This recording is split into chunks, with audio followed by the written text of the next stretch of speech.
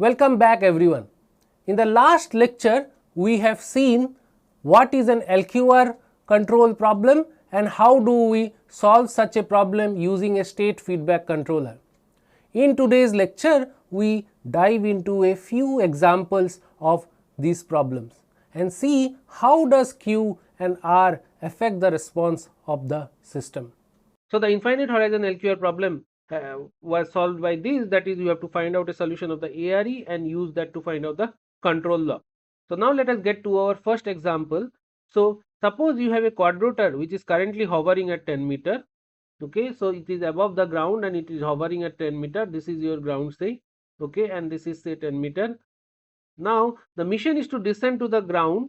That means I have to get to 0 meter and maintain a stable hover indefinitely. So basically I mean that the quadrotor has to come to the ground and remain at the ground indefinitely. So this is an infinite horizon problem because the quadrotor has to remain here indefinitely, and so therefore we can go ahead and define an infinite horizon problem. So in case when we are trying to define an LQR problem, the first thing is the system dynamics. The system dynamics of a quadrotor is given by this. We have discussed this a lot. So here x of t is nothing but the position along the z-axis and the velocity along the z-axis. So using this you can come up with the system dynamics as this, and then comes the LQR cost. Now the cost that we are using is this x transpose qx plus u transpose ru dt. Here I have chosen q to be a identity matrix and r to be 1. Okay, I have not yet put any particular weights to this. Okay, we will look into that in simulations, how to put weights and what are its effect. But for now, just to show you the method of solving solving the algebraic Riccati equation and getting to the control law, I am just choosing q to be identity matrix and r to be 1.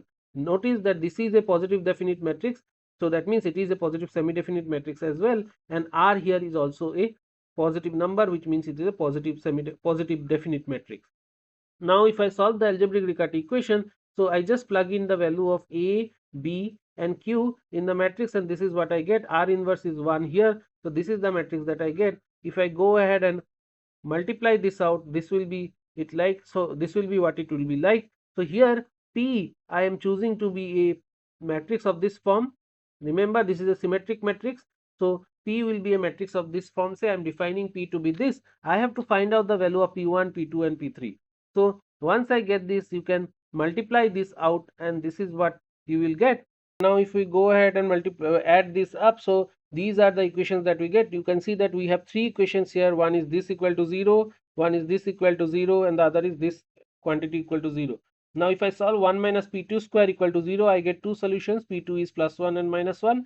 Then if I go ahead and solve the second equation, 2p2 plus 1 minus p3 square equal to 0, I can place the values of p2 plus 1 and minus 1 here, and you notice that you will get something like this. P3 will come out to be this, and if I go ahead and solve for P1 will come out to be this.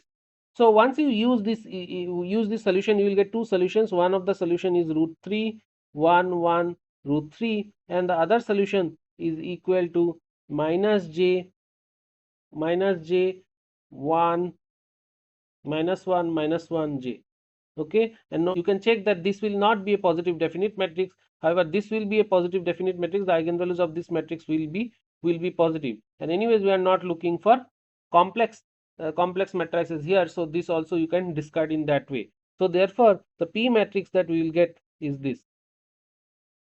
Once we have the P matrix, you just have to use the control law, minus R inverse B transpose P. So this will give you your K matrix. So the K matrix in this question will come out to be 1 root 3. So this will be your state feedback controller. So now if you go ahead and use this state feedback controller in this system, then the quadrotor will move from 10 meter to 0 meter and remain at 0 meter indefinitely. Now if we change the question a bit, if suppose the question is the quadrotor is at 10 meter, must reach the ground within exactly tf equal to 5 seconds. Now in this case the horizon has been fixed to 5 seconds, so within 5 seconds you have to solve the problem. Okay, in that case this will become a differential Riccati equation that you have to solve this type of a differential Riccati equation. You have to solve and then plug it in the plug it in here, the solution here. Okay. On the other hand, if you have another problem where suppose not only this is given that you have to reach at 5 seconds, but it is also said that unlike the previous problem, the touchdown must be extremely precise. The altitude and vertical velocities must both be exactly 0 at 5 seconds to prevent damage. In that case, basically we are putting a hard constraint that the altitude and the vertical velocity, which means zt and z dot t, must be exactly 0 at 5 seconds. So we are putting a hard constraint here, and that is why we can put a terminal cost here. Basically, more this cost, more this cost, more will more will the solution be penalized if the states do not go to 0 at t equal to 5. Okay, and in that case you can again use the DRE to solve the problem. The only thing is that when you solve the DRE, you have to ensure that P5 comes out to be equal to SF. Okay, so I'm not solving the DREs here, but these can be solved by different methods of solving matrix differential equations. What is the effect of Q and R? Q and R are something that we have to choose. Okay, in the examples that I have taken, I have just chosen Q to be identity and R to be 1. However, it has Q and R has to be chosen based on certain intuition. Okay, so what is the effect of Q? Notice that X transpose QX here gives you the instantaneous state cost. In other words, it says you how much you penalize the states for being away from the origin at each moment. Okay, and U transpose RU is a cost associated with U. Basically, you are saying how much you want to penalize the input or the effort of the actuator. You can think of it in a different way also. If suppose X is 1 cross 1, in that case this will become Q X square plus U plus R U square. So this is what you are trying to minimize if it was a single input system. If it was a single input system, this is what you are trying to minimize. Now in this case, notice that this is positive always, this is positive always, and Q and R are positive numbers. We have already taken that because it's positive. Q has to be positive semi-definite and R has to be positive definite. Say for argument's sake, let us think that Q and R are positive. Now suppose this is 1. Okay, so in that case, now notice that means if I increase the value of Q more, then the function, the value of this function, this integration will keep on becoming more and more, right? Because all these are positive quantities and I'm integrating this function. So this is a positive quantity and I'm integrating it, so the value will become more and more. So the more the value of Q, I would want, because I'm trying to minimize this function, right? So I would want that the function value, this value of this function should be as small as possible.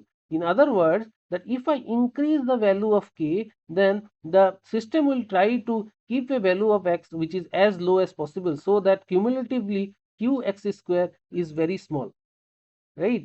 So this is the basic idea of Q. On the other hand, suppose I am keeping Q fixed and I am changing R. Now if I increase the value of R, then then the solution will be such that it will try to decrease the U, which means it will try to penalize the U more. So it will keep the value of U less so that we can reach to a minimum value.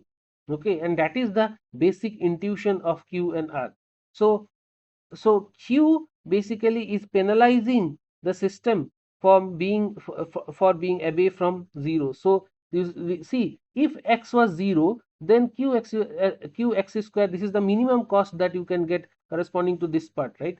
Because x is a positive number, q is a positive number, so the minimum cost that you can get is 0, right? So you will try that x is always as near to 0 as possible.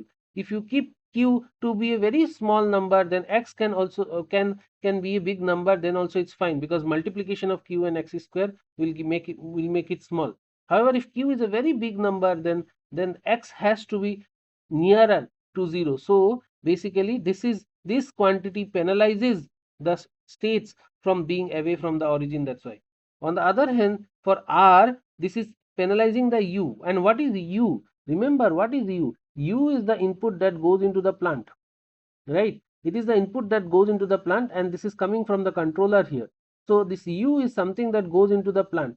So if I increase the value of R, I will want that my U value is small. Okay, if I want that my U value is small, I will always try to increase the value of R, so that I penalize the actuator input. So U is the input here, right, to the plant. So this is the actuator input. So this is the basic intuition of Q and R. Now, of course, now it has become a matrix now. So if you have to get the same intuition for matrices, you can consider Q to be a diagonal matrix, say. Now, if Q is a diagonal matrix, then how will X transpose of QX look?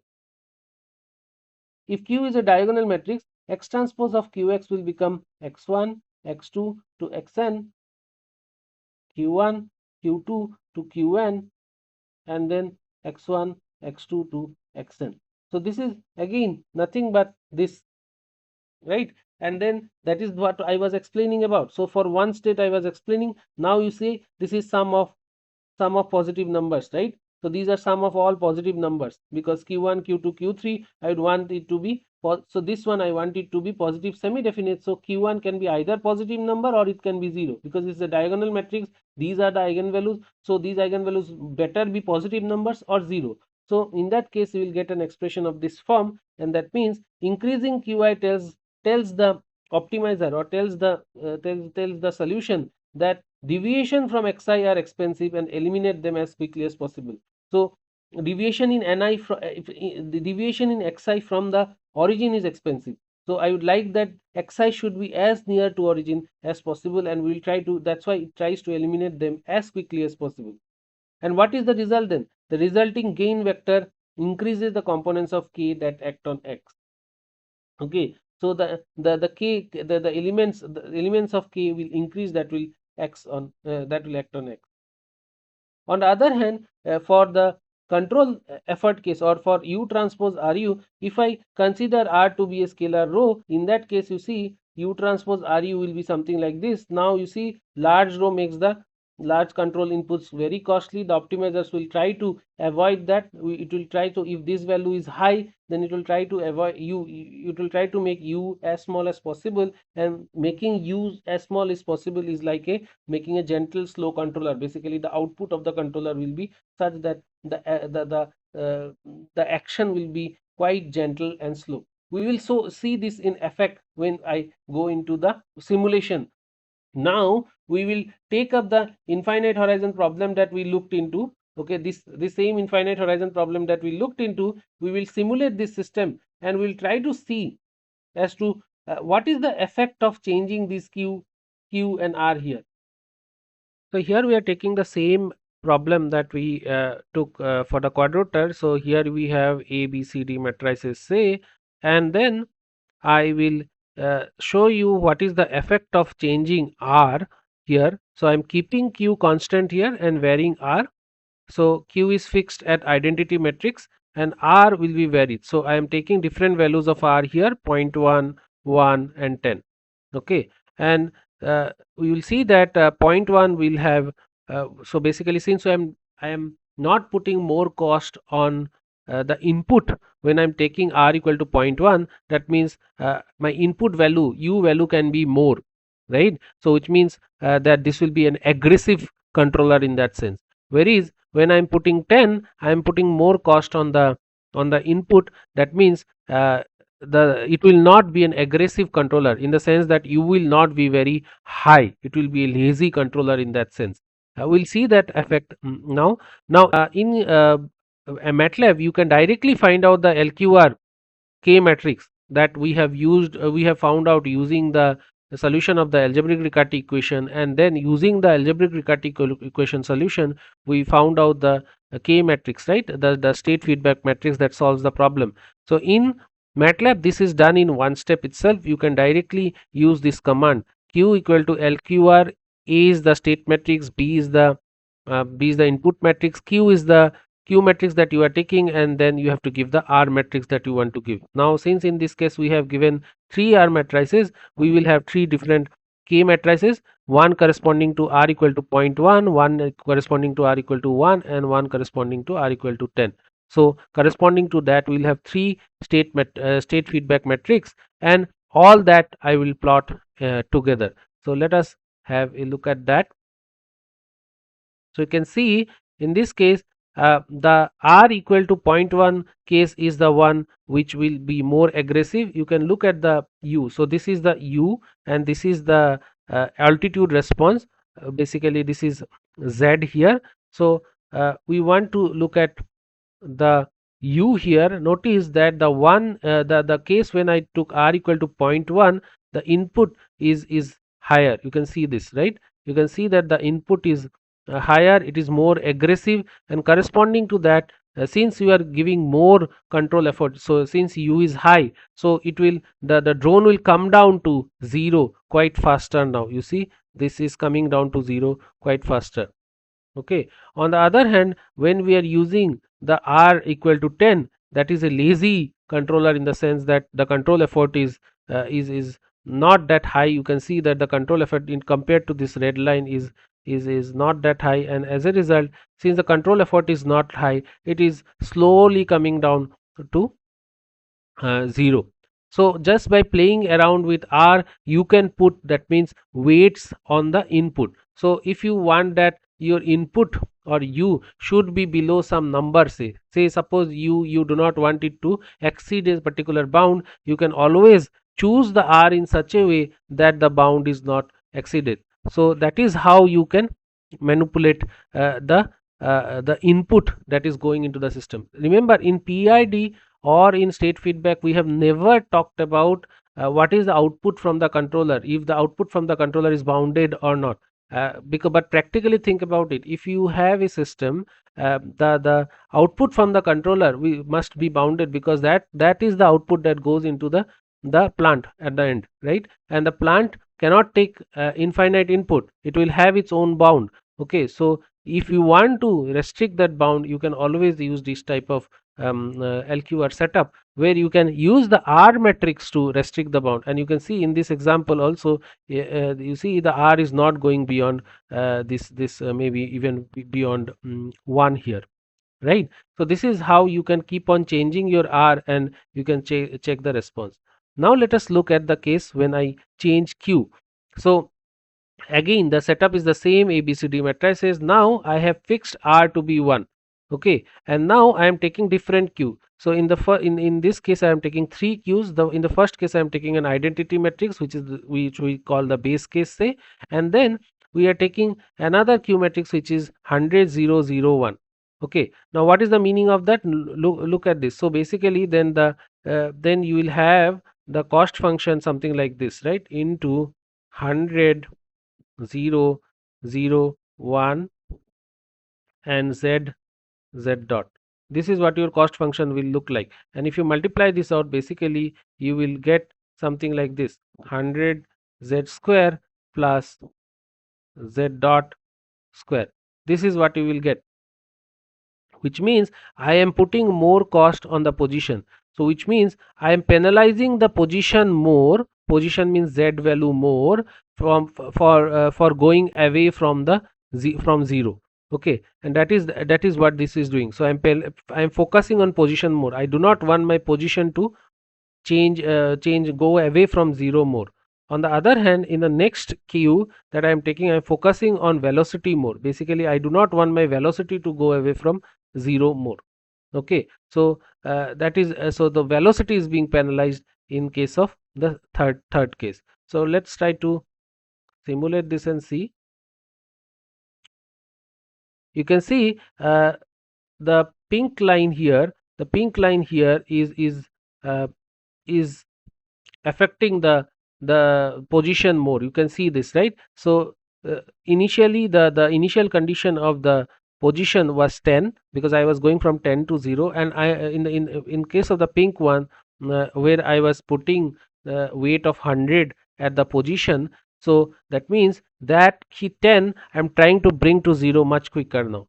Okay, whereas when I'm putting a condition, when I'm putting the weight for the velocity part high, then you can see position, it is going from 10 to 0 quite slowly. this shows you the effect of Q and R on the problem. So basically, by choosing different values of Q and R, you can come up with your own way of tuning the system so that it follows what you want. So if you want your U to be too low, then penalize R more, so that you restrict the maximum value of U. And if you want your U to be aggressive, say suppose your system can handle it, such an U, so in that case just put your value of R to be as low as possible.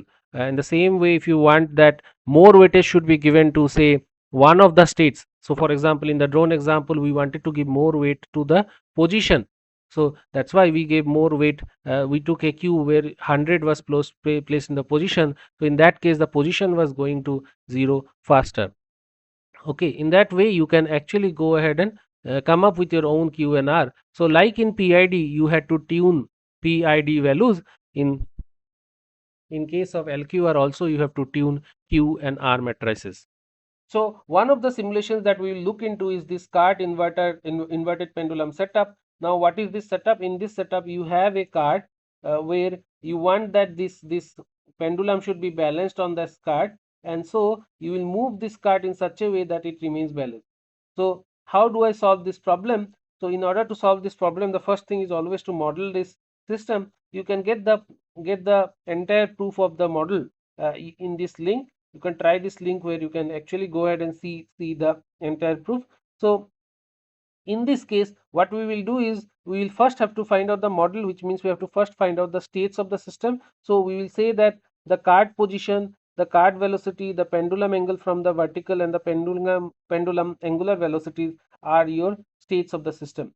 So basically x, the velocity in this direction, x dot, and then you have this theta and theta dot. These are all your states of the system.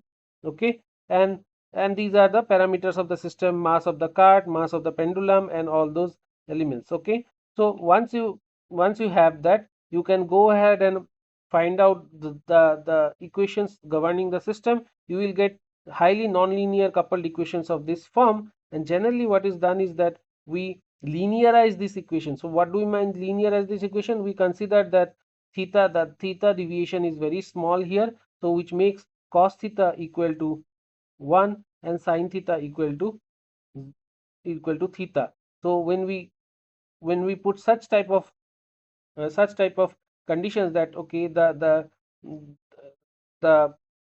thetas are not varying much, in that case you will have these type of approximations. These are called small angle approximations, and when you take these small angle approximations, these equations, highly nonlinear equations, becomes these linear equations of this form, which can be written in the matrix form in this way. And from here you can actually go ahead and find out the state equations, because you see we have taken the states to be this, and these are the differential equations. Now you can see that so basically I have to just go ahead and try to write it down in this form. So I have to go ahead and write it down in this form. These equations I have to write it down in this form. Again, I am not going into the details of the model. You can do this on your own now, because you know the differential equations now. So this can be a task where you have to find out the state equations: x dot equal to x plus bu. Okay, the differential equations are given to you. So once you do that, these should be your ABCD matrices, and this should be your A and B matrices, and the C matrices I am choosing it to be an identity matrix. So what does that mean? That means that Y is equal to an identity matrix 1 0 0 0 0 1 0 0 0 0 1 0 and 0 0 0 1 x, and x was x dot theta dot, right, and u was not there. So which means that you can see that y is nothing but x dot theta dot. So which means that I can measure all the states, okay, which in general might not be true. You might be able to only measure the position and the velocity, or maybe the position and the angle.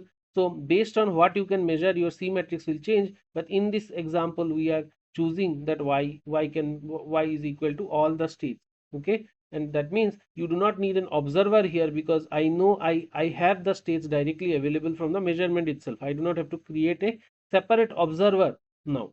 Okay, if the measurements were not available, I will have to create a separate observer. So now we go into MATLAB and see a simulation of this setup. So this is the A matrix, this is the B matrix. The physical parameters are these. Here I am taking the initial condition to be this. Remember this is x, this is x dot, this is theta dot. So I am taking the theta to be 0.3, which is almost 17 degree. So basically initially I am taking that there will be a that the theta will be 17 degree, which means that the pendulum will try to fall down, and therefore the cart has to move so that it can balance the system. And here I will take three cases. So three cases, as in I will take three different Q and R matrices. So for each cases we will try to simulate the system. So let me just go for first case first. So case 1, in case 1 the Q matrix has 1000. It's a diagonal matrix. Q is a diagonal matrix here, and the diagonal matrix is such that it is having high cost associated with the position of the cart, as well as the or the angle of the pendulum. So in this case, you see the cart position and the pendulum angle both are being penalized heavily. And also the control effort is also getting penalized, and the control effort is uh, also expensive. So what does this mean? This means that the controller will be very cautious about using the motor. Which is the motor here? The motor is the motor uh, that will that will move the cart.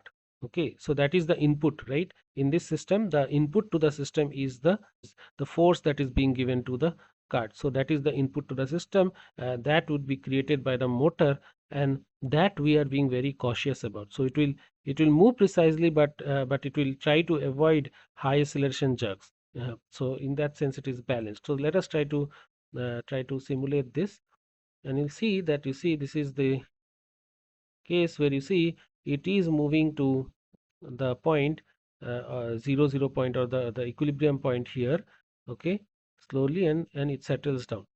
So the simulation will run for 10 seconds. So let it run, and now you can see the plots. So if you look at the plots, you see the cart position goes to 0. Remember the cart position was initially at 0, but since the pendulum angle was um, at at at 17 degree to start off with, you can see the pendulum angle as a 0.3 radian. So therefore the cart has to move, right? If it doesn't move, then the pendulum will fall down. So therefore from 0 it moved, but since it deviated, then it had to again come back quickly, because the cart position is being penalized quite heavily.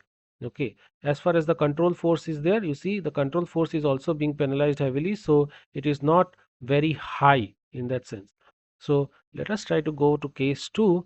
Now in case 2, what are we doing? In case 2, you can see that we are not at all penalizing the control input. So that means that we can take high values of u also. So here we are our highest priority is being given to the pendulum angle, because we are attaching more cost to that. Basically the pendulum angle should not deviate from 0. Okay, as soon as it deviates a little from 0, the input should come in and try to bring it back to 0. uh, so this you can think of it as more of a nervous controller, in the sense that as soon as the pole tilts even a fraction, the cart slams left or right to catch it, and you will see the angle plot drop to 0 very fast, but the position plot will show a huge fast spike as the cart will race to get under the falling mass. So let us try to see this. You can see that the cart quickly tries to, so now it is balanced, so there, so no problem. But when there was it was not balanced, at that point the cart had to take action. So you can see the plot, it will be more visible. You can see that, see, look at the control force.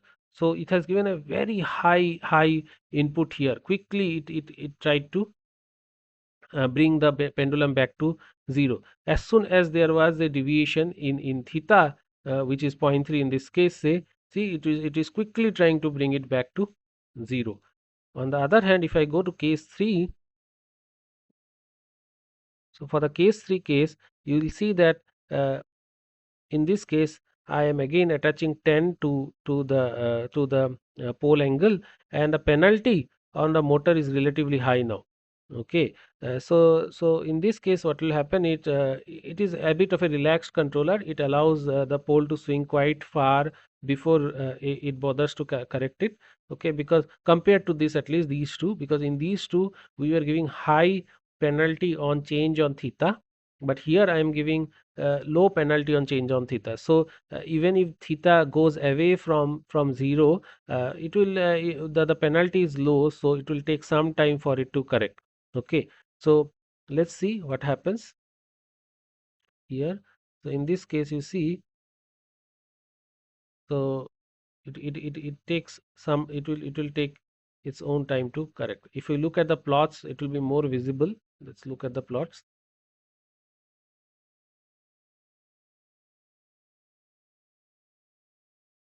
Now you can see that to go from 0.3 to 0, it took lot of time compared to the previous cases, and the input also is slower compared to the previous, the nervous controller case at least.